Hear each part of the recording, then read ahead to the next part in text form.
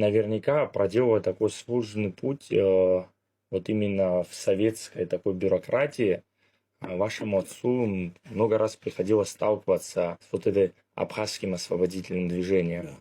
Потому что, как мы понимаем, многие воспринимают вообще нашу войну через призму 90-х годов, везде войны, но у нас война шла очень много лет. Подпольная война, идеологическая война, борьба.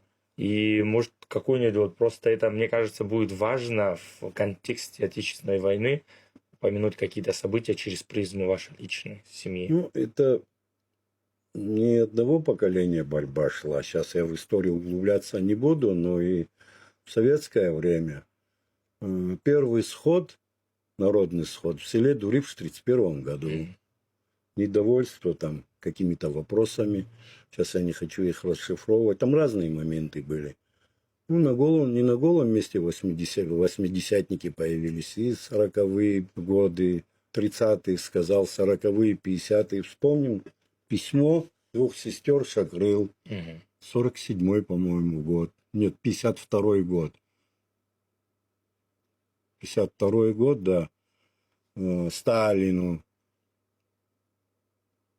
60-е годы, 70-е годы. Наш народ всегда находился перманентно на этой волне. Но я застал только 80-е годы, будучи уже взрослым, я себя считал. Вторая половина 80-х годов, когда уже Союз расшатывался, видно было, что идут центробежные моменты в Советском Союзе. Хотя мы тогда не думали, что наша великая страна распадется.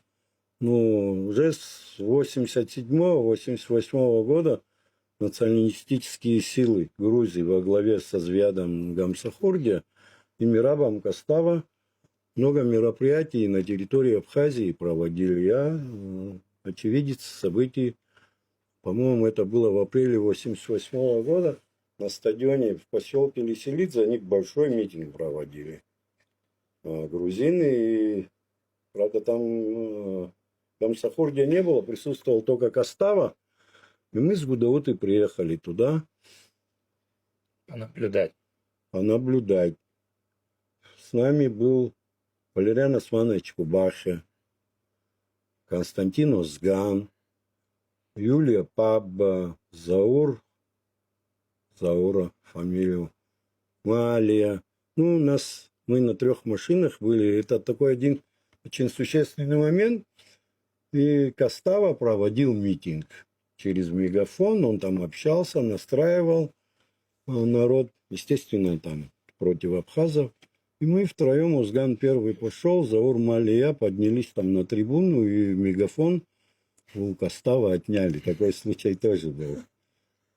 Мираб Костава – это сопредседатель тогда ихнего движения, не помню какое, со Звядом Гамсахурдия.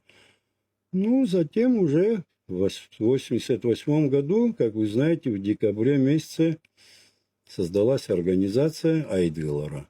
Это самая авторитетная организация была до войны. Никакая ни компартия, никакие другие структуры вообще в подметке не могли годиться. Неоспоримый авторитет имели. И мы все, каждый абхазец, практически кого не спросишь, оно так и было. Мы себя считали, что мы все входим в Айдгылара. Ну и мы помоложе были. Посмотрите, какие вот первый съезд, президиум. Народного форума. Президиум Народного форума из 8 человек. Известнейшие люди в Абхазии. Алексей Гога председателем первый был. Сергей Шамба. Зура Бачба. Надар и Роман Чанба. Юрий Аргун. Валерий Квартия. Юрий Марухба. Игорь, то есть Марухба.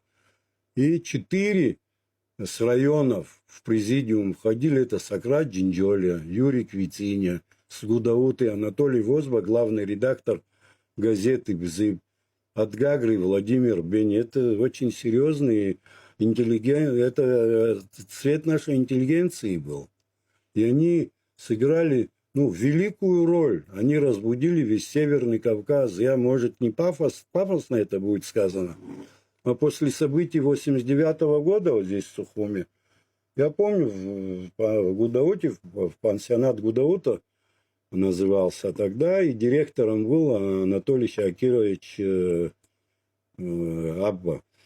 И у него в кабинете вот эти все конфедерации, как создавалась, Сергей Шамба приезжал с Зураба Мачва, какие там встречи они проводили, как доходчиво, ясно, какие цели конфедерация может поставить и так далее. Очень большую роль для консолидации всего Северного Кавказа сыграли, не только для Абхазии. Очень великая роль. Великую роль они сыграли. А через какие мероприятия, как это проводилось вообще? Вот первый съезд, встречи, поездки большие, частые поездки. Культурные. Культурные, да. Вот, допустим, День флага даже когда был. Это же огромное мероприятие было. Перед этим слеты. Молодые ребята приезжали из Кабарды, находились здесь, общались. Там молодые ученые, там Мушни Хварцке, там большая заслуга в этом. Великий человек был.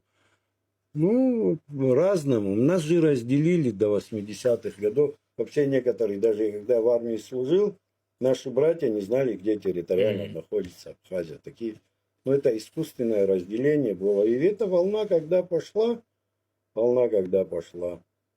ее уже невозможно было и остановить. Но локомотивом всего движения, я считаю, что это Айтгалар было.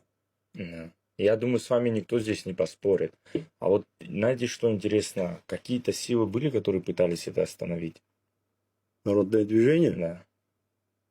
Разные моменты, разные люди в истории остаются. Одни по такому пути идут, другие по разным. В целом, перед войной весь народ у нас был един. Может, отдельные личности были, конечно, может быть. Я, например, с такими не сталкивался. А так порыв был один, у нас цель одна была, у нас появился уже лидер после выступления на съезде народных депутатов СССР Владислава Григорьевича. То все ждали этого момента, когда кто-то из нашей делегации получит слово и выступить от имени. Это целыми днями мы ждали у экранов телевизоров и ждали.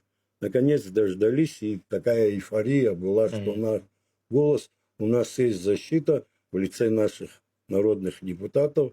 Они донесли наш голос до Москвы. И все-таки никто не думал так, что скоропалительно Советский Союз распадется.